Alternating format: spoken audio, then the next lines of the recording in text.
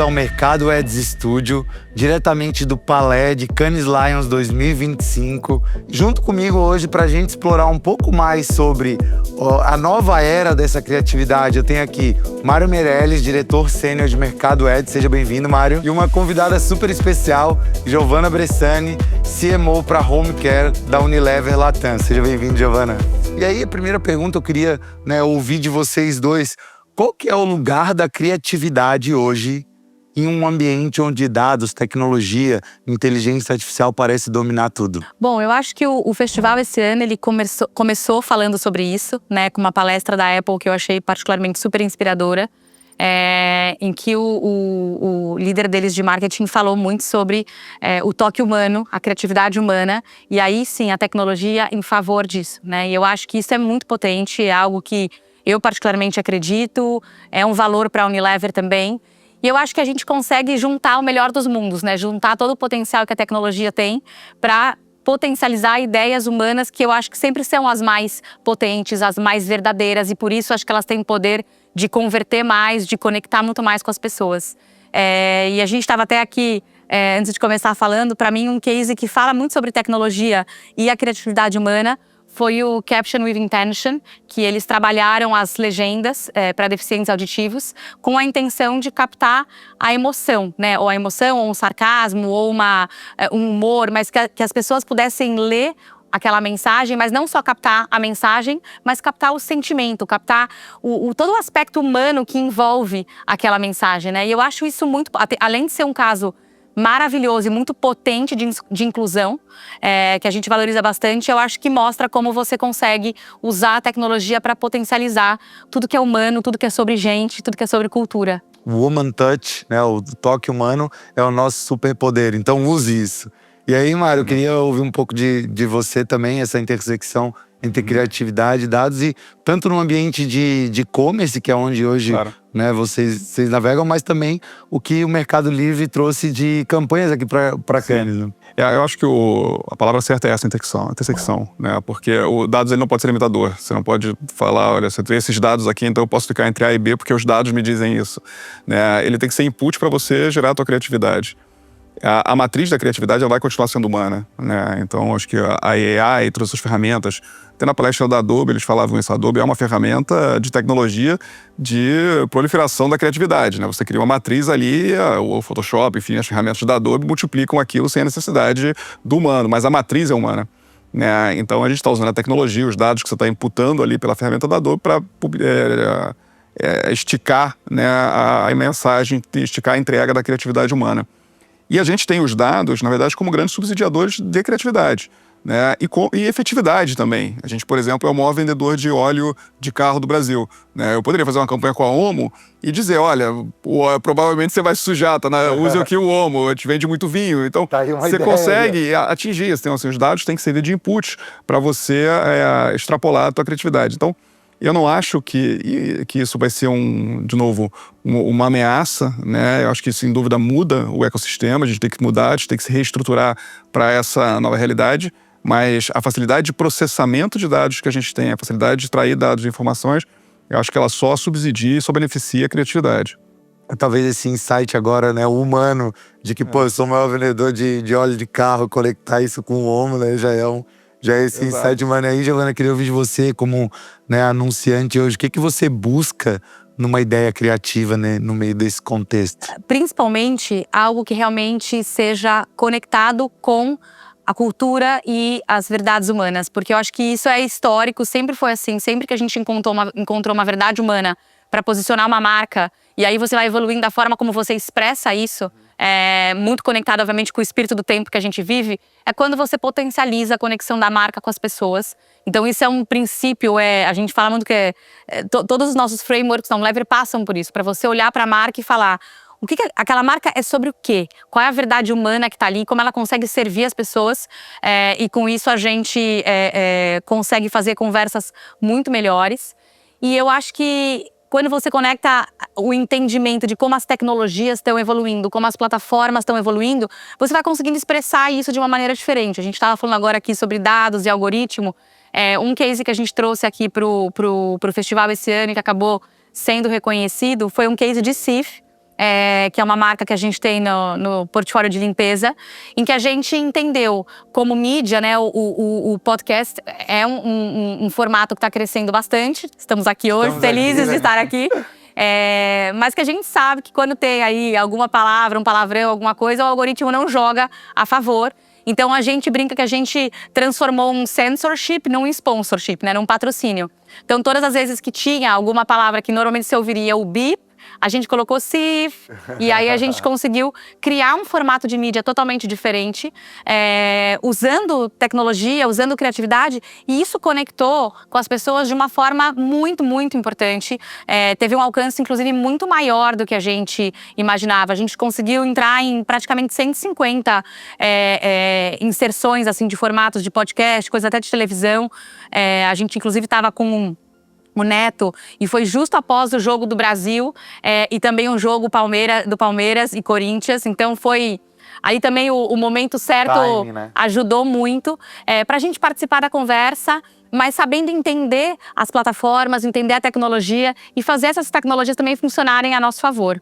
E aí eu queria ouvir um pouco de você sobre a criatividade também para aquela que não se renda ao algoritmo. A Unilever globalmente está apostando muito no social first, né? Então eu queria ouvir um pouco para você, assim, por que vocês estão fazendo esse movimento para social first e como não vender essa criatividade para o algoritmo, né? Você, mesmo assim, respeitar ali a essência da marca. Eu acho que a movimentação para o social first, ela vem do princípio de que, assim, se a gente quer conversar com as pessoas, hoje a gente tem que fazer parte dessas subculturas que existem. A gente não acredita já faz algum tempo numa comunicação que é a marca falando para muitos. A gente hoje acredita muito numa comunicação que são muitos falando para muitos. Então, você tem que ter uma verdade de marca, que muitas vezes ela vai ser expressa de uma maneira diferente, para diferentes grupos, diferentes comunidades, diferentes culturas. Então, se eu vou falar sobre homo, sobre CIF, com um jovem adulto, é diferente, talvez, de eu falar com pessoas mais maduras, que já não têm os filhos em casa. E também é diferente de eu falar com famílias que têm crianças e famílias que optaram por não ter crianças e ter pets. Então, é muito diferente a forma de falar. E isso eu tô falando demográfico aqui, né? Se eu for pensar em atitudinal, gente que gosta de esportes, gente que gosta de música. Então, acho que um exemplo bacana dessas duas marcas que eu mencionei, Omo e Cif é uma marca de limpeza e que a gente já, o ano passado, posicionou muito no território de música. Por quê? Porque a gente entendeu que tem uma comunidade que é muito fã de sneaker, de tênis, e Cif é um produtaço para limpar tênis. Então a gente falou, puxa, não tem melhor lugar pra gente ativar a marca, porque as pessoas vão pros festivais usando tênis. Muitas vezes tem a história de que é o tênis do sacrifício, porque ele vai voltar destruído. E a gente sabe que não precisa ser o tênis do sacrifício, porque a gente consegue limpar, a gente fala que a gente ressuscita o tênis depois do festival. Então no ano passado a gente estava no Rock in Rio com uma super ativação, por isso, porque a gente entendeu que tinha essa comunidade e a gente tinha propriedade para entrar naquela conversa sobre música, sobre festivais, sobre comunidade de sneakers, de uma maneira que não era um papo sobre limpeza, né? Era uma outra conversa, uma conversa muito mais pop, muito mais culturalmente relevante. E fez exemplo com o Omo dentro do mundo dos esportes. A gente está trabalhando ainda num projeto, mas a gente fez um campeonato de futebol de várzea no Brasil, com clubes que são fãs do Arsenal. E a gente pegou os dois finalistas e levou para jogar no estádio do Arsenal em Londres. E a gente vai contar um pouco dessa narrativa. Então, não é uma história sobre manchas. É uma história sobre manchas de orgulho. É uma história sobre a galera que dá tudo de si em campo, que bota a roupa para jogo, que é a proposta de marca. Então a gente não está falando de uma conversa de lavanderia, é uma conversa de esportes, é uma conversa de identidade, pertencimento, de resiliência, e que a marca está ali no contexto de uma maneira extremamente relevante, fazendo acontecer. E a gente acha que é exatamente essa força, e por isso que o social para a Unilever fica tão importante, porque a gente precisa entender que a gente vai se comunicar muito através dessas comunidades, dos criadores de conteúdo, e não é sobre controlar a mensagem, é sobre fazer parte da conversa de uma maneira tão natural que respeita a verdade de marca e respeita o quão genuíno, o quão nativos são os criadores de conteúdo. Alta. E eu queria ouvir de você, cara, como que as marcas podem estar dentro ali do Mercado Livre hoje, num contexto certo, num momento certo e até de forma culturalmente relevante para um consumidor que entra atrás de um produto ou não. Claro. Não, primeiro, maravilhoso o caso do Arsenal. Ver 2 times de várzea jogando no Emirates. Maravilhoso. A segunda, eu acho que tem alguns comportamentos do consumidor que já passaram mensagens e sinais para as marcas de que não adianta você ocupar só o final do funil. Uma coisa que mudou muito foi o comportamento de busca. Esse comportamento de busca estava no Google há muitos anos atrás, ele agora está no e-commerce. Seja Mercado Livre, ou seja outros e-commerce, na Coupang, na Coreia, enfim. Ele já está, hoje, 80% das buscas de produtos acontece ali. Só que tem uma coisa curiosa, essa compra normalmente ela não é de marca. Né? Você busca o sabão em pó, você busca smartphone, você busca óleo de carro. Então você ali no finalzinho do funil você ainda tem uma capacidade. Só quando você começa a conversar com marcas na verdade, e-commerce muito grandes, como o Mercado Livre, você tem a oportunidade de fazer novas compras, fazer novos clientes. Né? Então a gente cresce muito em alguns segmentos, só que tem outros segmentos que ainda não. E a gente começa a equilibrar o fair share diferente do mercado. Então as oportunidades para as marcas dentro desse ambiente é muito boa. É a mesma coisa que você pensar no passado, quando você tinha, você ainda tem, na verdade, os corredores, né, dentro de um supermercado, a posição da prateleira ainda é uma movimentação super importante para você posicionar um produto, para você ganhar market share. Né? Você ter a prateleira do nível dos olhos ainda é super importante. Acontece que você faz isso no e-commerce com esteroide. Porque, por exemplo, no caso do Omo, eu posso ter ido para comprar cerveja. A Omo, a Unilever consegue convencer o cliente que está no Walmart a comprar Omo quando ele entrar no corredor, né, de sabão em pó, de limpeza. Só que não necessariamente ele vai entrar ali. No caso do Mercado Livre, eu não preciso esperar ele ir para a aba de limpeza ou ir para a aba do supermercado. Eu posso, já baseado no input de dados que a Unilever me passou, me dizendo que tipo de perfil ela entende que é um cliente que está propenso a comprar Omo, já impactar ele dessa comunicação. Isso pode acontecer no site, isso pode acontecer no comercial da Disney+, isso pode hoje acontecer quando ele está vendo uma notícia num site, porque a gente hoje já tem essa capacidade. Então, a capacidade de influenciar desde o início da consideração e, na verdade, até da comunicação de uma nova marca, isso tudo já passa e vira fortaleza para a marca conseguir convencer e mudar. Né? E isso, eu acho que o grande output, aí falando de dados como output, é exatamente ver que o comportamento do usuário do Mercado Livre, que hoje a gente está falando de 70 milhões de clientes, aí quase metade do volume de TGMV gerado ali, ou que gira dentro do e-commerce, em muitas categorias, ele não representa o share do mercado. Porque tem marcas que já conseguiram entender isso de forma mais eficiente e já conseguiram mudar. Né? Então a gente tem marcas que no mercado tem a terceira marca e no Mercado Livre é a primeira. Né? A gente vê isso em smartphone. A pizza de smartphone no Mercado Livre é diferente da pizza de smartphone que acontece, de repente, no mercado. Tudo isso porque as marcas conseguiram entender, comunicar e transacionar esse cliente. Né? Então, um cliente que só comprava moda, ele está comprando mercado, ele está comprando celular. Por quê? Porque as marcas conseguiram atingir e trazer valores funcionais e emocionais para esse cliente fazer essa transição. Eu acho que quando você fala de dados, da gente entender esses dados, tem um potencial muito grande de conectar. Eu estava falando aqui de subculturas, de comunidades, etc. Então, quando você conecta esses dados porque você começa a conectar com comportamentos, né? Não é só com demográfico, etc. Você começa a conectar com comportamentos. A pessoa que compra o óleo de carro, puxa, quem será que é essa pessoa? O que será que ela tem interesse? Ou alguma compra de esportes, etc. Então, quando a gente consegue juntar isso, eu acho que fica muito mais potente poder usar o commerce para realmente potencializar essa estratégia de social. Né? E um ponto que a Giovana falou que eu acho super importante. É como você também começa a extrair das suas bolhas. E a gente foi super self-critical nesse sentido. Quando a gente vai procurar a Disney como um parceiro, quando, por exemplo, a gente está fazendo agora ativações de festival de música. A gente vai fazer um festival de música agora em agosto de Trap. A gente está claramente saindo da nossa zona de conforto e junto com parceiros. Né? Vai ser um festival que vai ter ativações de e-commerce que vai refletir no nosso Meliplay, que é o nosso canal de streaming, que vai refletir no site. Né? Então, assim, você hoje ficar limitado a fazer ativação dentro do site, a gente já viu que ajuda, sem dúvida impulsiona, mas pode não ser a solução final. Né? E aí, falando, como é que vocês veem a criatividade como um propulsor de aprendizado para falar localmente com essas subculturas, com esses contextos diferentes que você está trazendo? Eu acho que quando você tem uma marca que nasce local, é até mais natural, porque é uma marca que nasce já num contexto muito próprio, com subculturas que ela já identifica, que ela já conhece com mais naturalidade.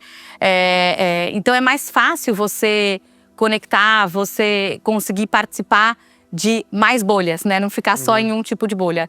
E quando a marca é global e ela precisa ser forte num país, é você entender como você expressa aquela verdade humana que eu falei, que é muitas vezes global, é universal, mas você encontra a expressão cultural dela em cada um dos mercados. E eu acho que tem muitas marcas locais fazendo coisas bastante interessantes, criativas, disruptivas.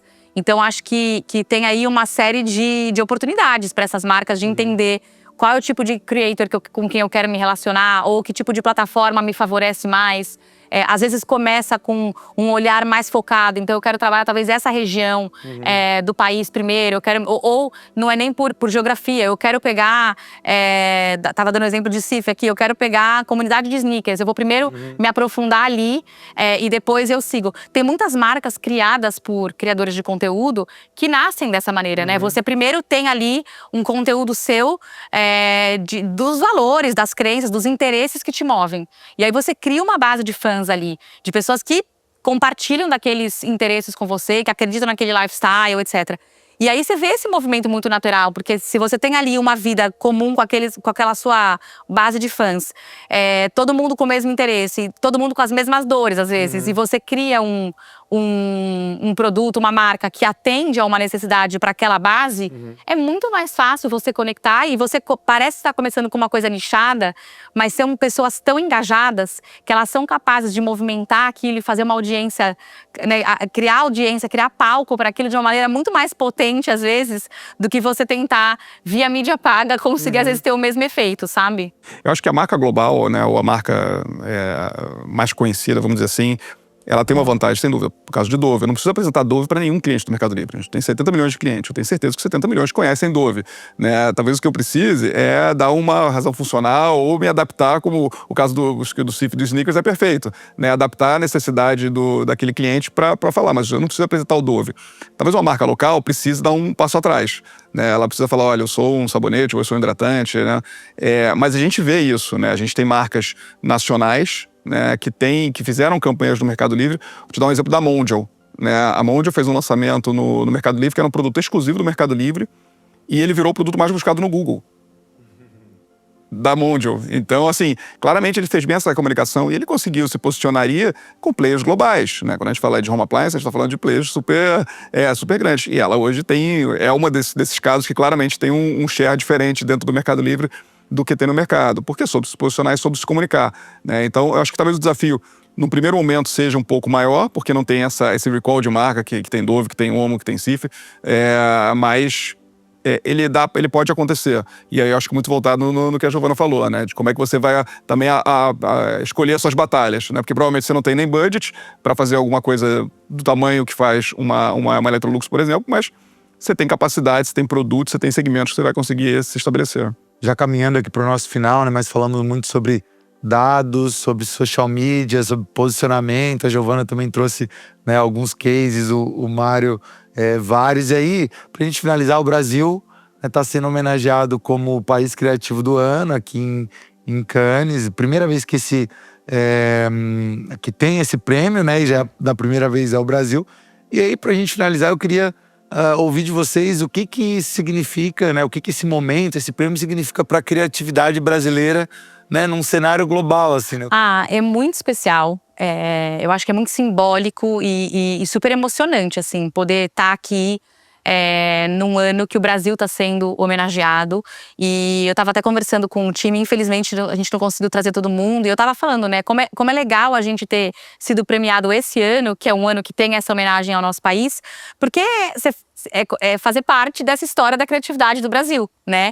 E eu acho que isso mostra para mim o poder que o mercado brasileiro tem de inovar, de ler a cultura com sensibilidade e de transformar conversas que eram simplesmente conversas de, muitas vezes, produtos, serviços, de marcas, de advertising, em conversas que são pop, que são relevantes, que convertem, sabe? Eu acho que o Brasil tem muito essa potência em diversos segmentos, assim, os cases brasileiros que foram tanto trazidos para cá, como shortlists ou como realmente premiados, são incríveis, assim. Então dá muito orgulho de falar, vem do Brasil, né? E eu acho que é muito especial estar aqui esse ano em que essa criatividade, esse poder criativo do brasileiro está sendo reconhecido.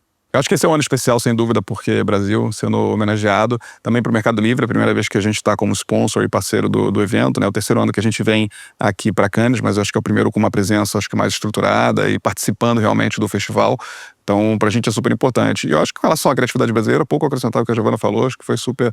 É exatamente isso, a gente é uma população por DNA, por necessidade criativa, né? A gente até comentou no outro podcast, eu trouxe o exemplo de bancos, né? O Brasil tem o sistema financeiro mais evoluído do mundo por necessidade, a criatividade vem da necessidade, então acho que a gente é um povo, né, uma gente já por criatividade. Isso, sem dúvida, espelha todas as indústrias e uma indústria como a publicidade, que demanda a criatividade, é evidente que vai beber um pouco mais disso e vai acabar tendo isso numa escala maior, né? Acho que os prêmios que a gente já recebeu, os prêmios que a publicidade brasileira recebe, vem muito dessa raiz. E acho que, falando até um pouco dessa questão de AI, é um dos pontos que eu acho que fortalecem mercados e indústrias como a de publicidade e como os profissionais brasileiros, né? Exatamente por essa criatividade.